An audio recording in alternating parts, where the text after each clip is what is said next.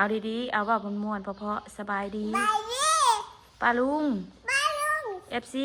เอ็กซี่ขอบคุณหลายๆเด้อที่เข้าขอบมารับคุณบายเลย ที่เข้ามารับชมคลิปวาสนาเปิดได้จังบ้านนะ ขอบคุณค่ะขอบคุณค่ะไปแล้วสบายดี ไปแล้วบายดี บ๊ายบาย บาย เก่งมากเลยค่ะ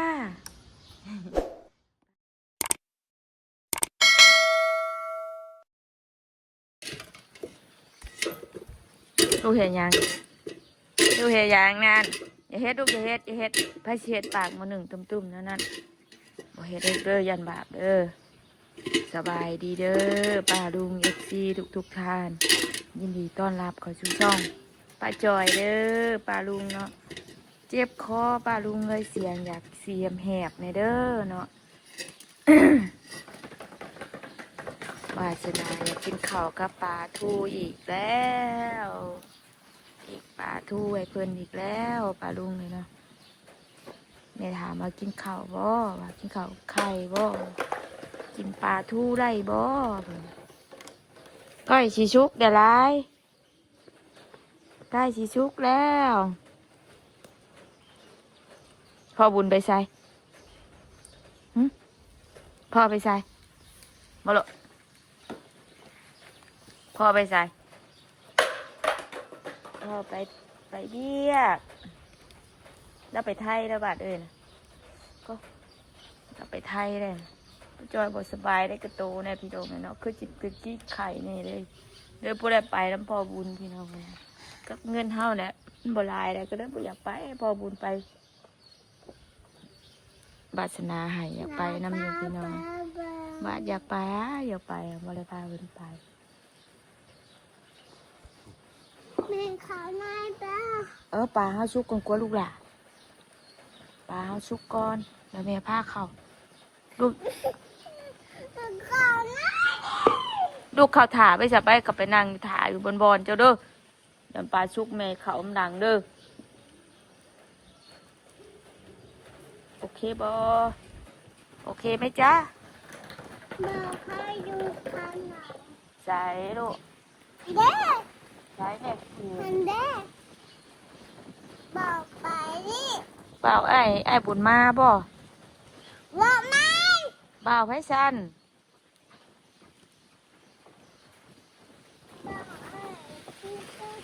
เฮ้อบอกไอ้ที่ว่า เปล่าไอ้ทิดบ่จะเนาะไอ้ทินบ่ทินกับไอ้ทิดบ่บอกมันบอกชิดเปล่าไอ้ทิดโอเคเปล่าไอ้ทิดกับไอ้ทิดเปล่าไอ้ทิดกับไอ้ทิดหรอกบอกไว้ข้างหน้า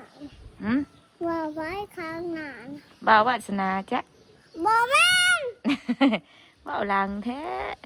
บอกมัน บ่แม่นกับบ่แม่นไผสิว่าหยังหรอกบอกไอ้เจ้ โลยบ่าวไอ้ทิดอย่าบอกได้นี่ ไผสิได้เว้าหลายมีแต่เจ้าได้เว้าอยู่สดบอกมัน ๆหายแท้เด้แม่อาจารย์มาใส่ปลาก็ให้กันเด้อสิเด้อเผาเด้อเผาปิ้งปลาเด้อแม่ไปเอาอาจารย์มาใส่ให้เขาเด้อย่านมากินได้เผาเด้อ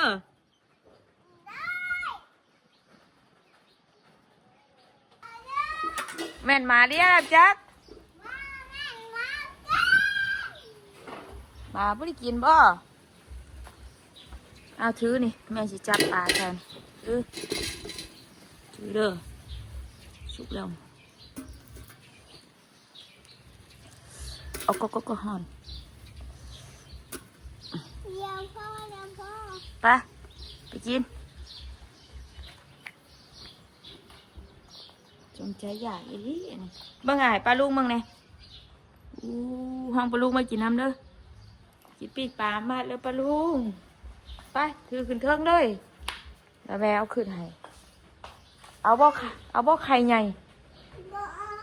เอาแต่ปลาบ่โอเคเอาแต่มันลมอ่ะอยู่ข้างนอกมันลมเนาะกินอยู่ข้างในเนาะ เอาแม่ว่าแม่ปิดพัดลมมันยังบ่ยังเปิดคุ้มครองอยู่ฮะเปิดบ่ลูกห่อนบ่ผ่ากะพับแล้วพับอีกพี่น้องเอ้ยเป็นอย่างนั้นมาแล้วแม่บ่อนนี่ไว้เลยพี่มาต่อยพี่เอามาต่อยพี่โจมมาพี่เพื่อจะไปกินอยู่มันนอนมาไว้ลูกให้แม่เบาด้วยได้แม่เจ็บคอดินะเดี๋ยวมานั่งต่อยพี่นั่งลง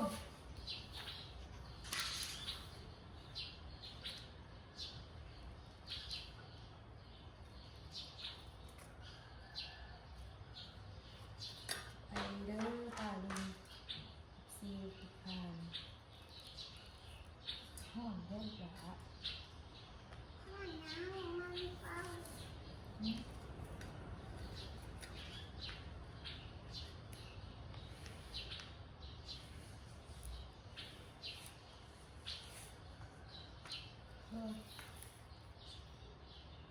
เอาคือ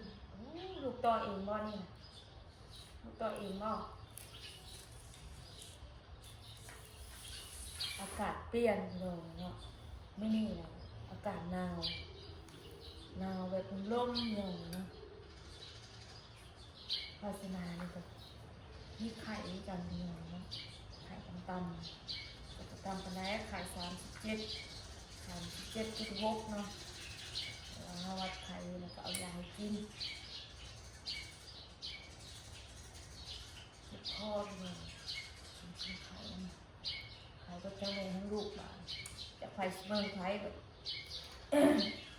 ไปปิ้งปลาชูดิกาถ้าเต็มเลยนี่กินข้าวจนกินปลาห้าโมงข้าวบสมาเลย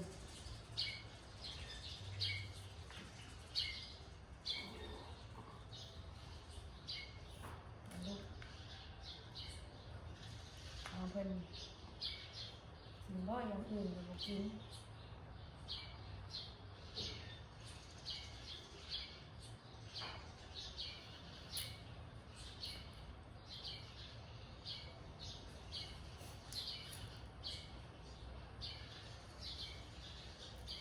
มีก็วาสนา2 คน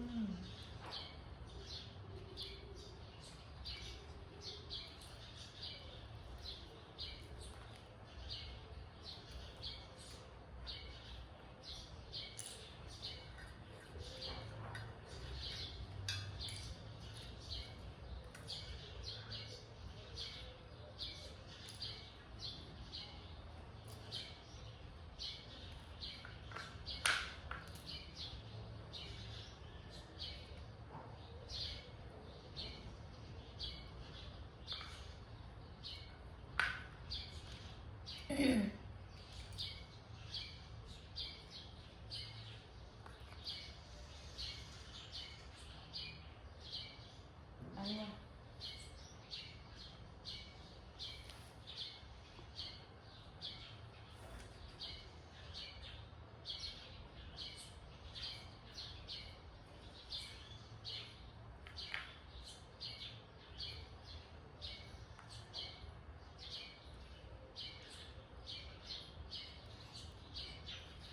กินแค่เสียงมือลูกแบบนะพี่ป้ากินอย่างอื่นมันก็ลูก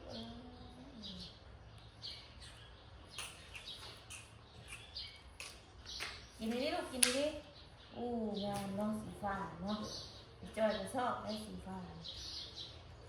จริงนะสีฟ้าสีเขียวไม่จอยจะชอบทุกการ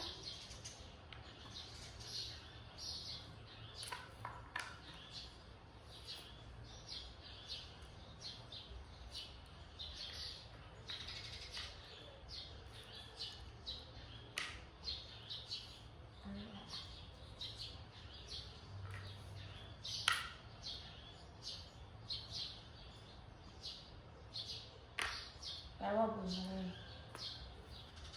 มุ่งบุญแน่เลยเจ๋ง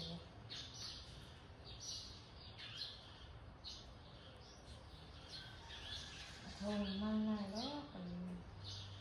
ลอง นน้ำบุ้งแล้วงานแต่งซึ่ง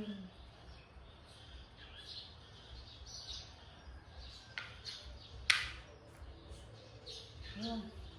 บ้านตอนแรกบ้านถึงกิน อัน บ้านที่ตอนแรกกินเลย กินก้อนแล้วก็ต่อตุ๊บกินต่อเกี่ยวเอามันสิกระแรงลมพัดมันสิกระแรงนะฮะมันสิเฮียด้วยเอาไว้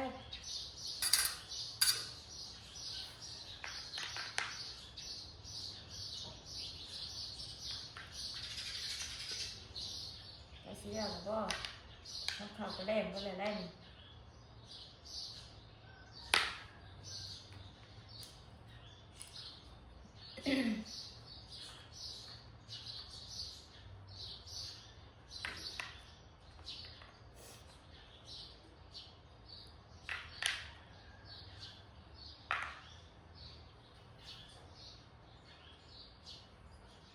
น้องน้อง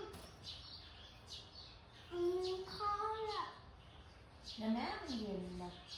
มันเอาแม่ว่ามันกินพอมันทอดป้าเย็นมันก็เข้าแล้ว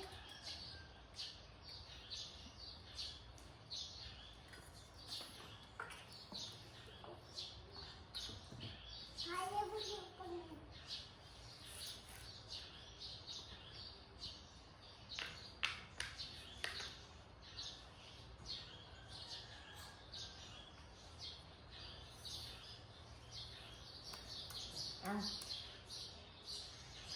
เอาคือเห็นนะนี่ดิ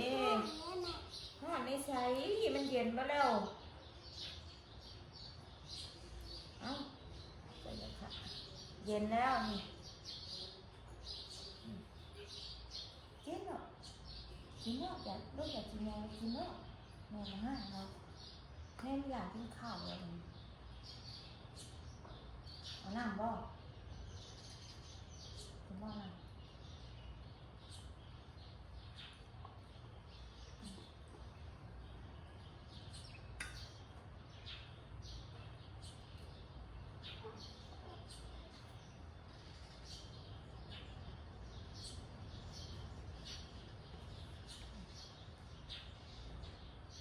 ยังบ่เบิดบ่คำหน่อยบ่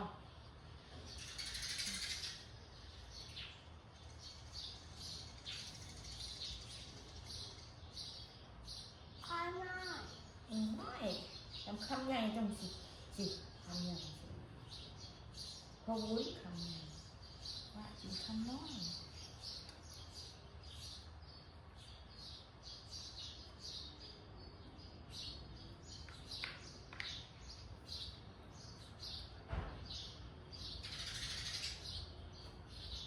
แก่แน่ เฮ้อ นี่ไม่แก่แน่ แกไม่ใส่ แต่บอลนี่ เหี้ยบ่ได้น้ำมือลูกฮะจะมีจับไปจับเก่งนี่ก็เต้นหนูที่อยากนอนเลยนะอยากไปแล้วก็ง่วงหายว่า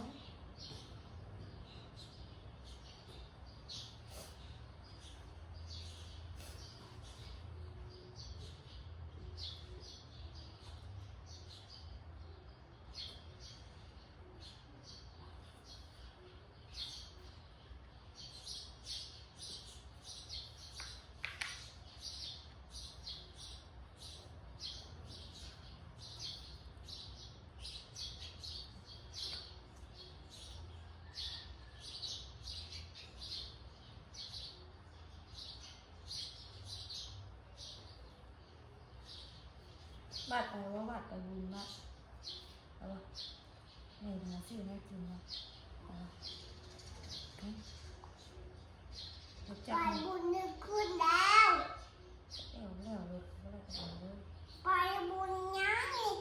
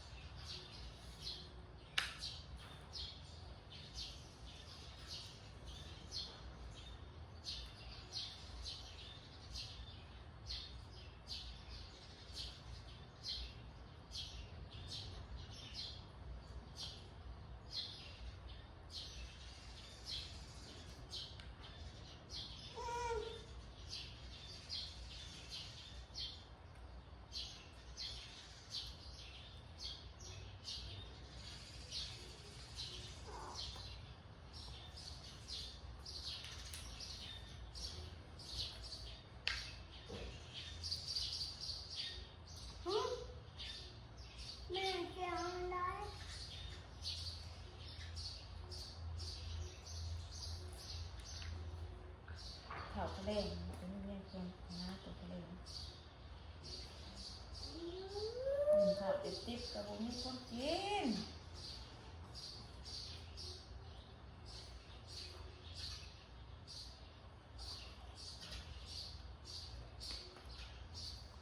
ตัวนี้อีกอย่าง1 2 3บ่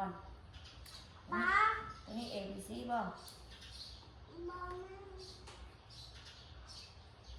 เอาก็ใกล้บ่เอาก็ใกล้ก็ไข่บ่บัดนี้ลูก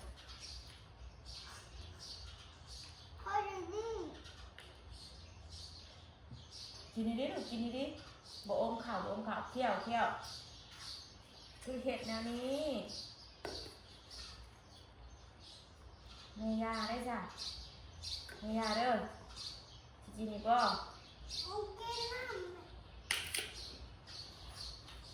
มาลูกเอามาตัวนี้บ่กินลูกตัวนี้มันกินได้ อันนี้ไข่ ตอนนี้ไข่นิ่งตอนนี้ไข่นิ่ง โอ้ยเอ้ยอย่าจะเรียกแม่เฮ็ดเด้ว่าอันนึงอยู่เมื่อยดิได้กินอยู่ว่านี่นะมึงแน่มันเที่ยวก็แหละนะเอามา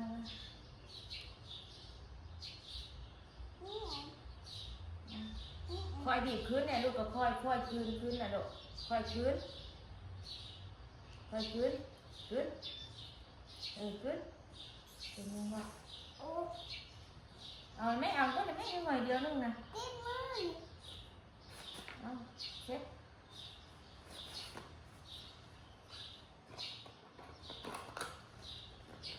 กินเบิดเลยแม่เปลี่ยนเสื้อให้โอเคนะเอาน้ำกินใจแสดงบ่เอาเงินมา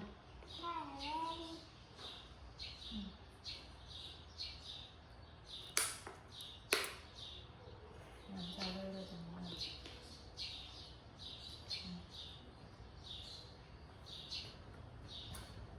เดี๋ยวว่า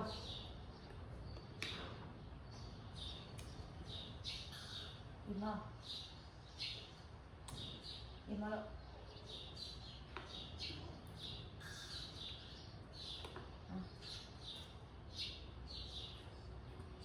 พอแล้วเดี๋ยวซื้อออกแตกน้ำลายเนาะพอแล้วเดี๋ยวแม่เปลี่ยนชุดให้เอากระดาษเปียกลูกไปมาเสร็จไปกระดาษเปียกมันกกเสามั่งเลยสิเอามาแล้วไม่ค่อยยามาเอากระดาษเปียกมาก่อนในสิเช็ดมือหายข้าวโอ้ยมีโทรศัพท์แม่บ้างถักมาบนหอน่ะ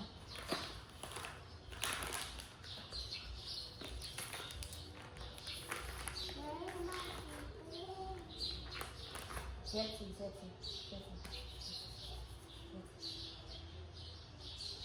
ี่เช็ดสิ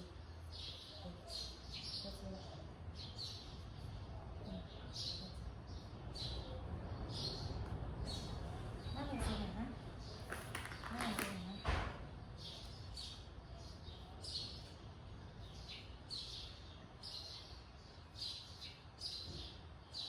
เหนียวอ่ะแม่เปลี่ยนชุดให้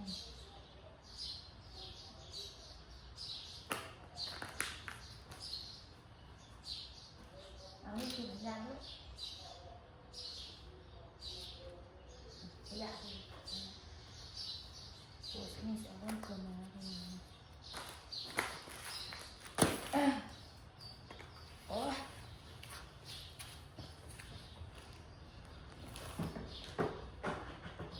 แม่มันมีดีบอกเบิ่ง ฮะ มันมีดีบอกเบิ่ง มีหยัง มันมีดีเบิ่งบอก กระตุ้นนะนี่บ่ ตัวนี้นะ เอาไปวางไว้ก่อนโทรศัพท์แม่สิหล่นเอาวางไว้ลูก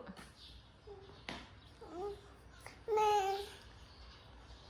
สบายดีป้าลุงก่อน บ้าแม่บ้าเบิ่ง เอาดีๆเอาว่าม่วนๆเพราะๆสบายดี บ้าดิ ป้าลุง บ้าลุง FC ไอ้ที่ ขอบคุณหลายๆเด้อที่เข้ามารับ เงินบายเลยสิ ที่เข้ามารับชมคลิปวาสนา ก็ได้เจอบ้านนะ ขอบคุณค่ะ ขอบคุณค่ะ ไปแล้วสบายดี ไปแล้วไปดี บ๊ายบาย บาย เก่งมากเลยค่ะไปเดี๋ยวแม่ไปล้างมือก่อน เอาเครื่องนั่นมา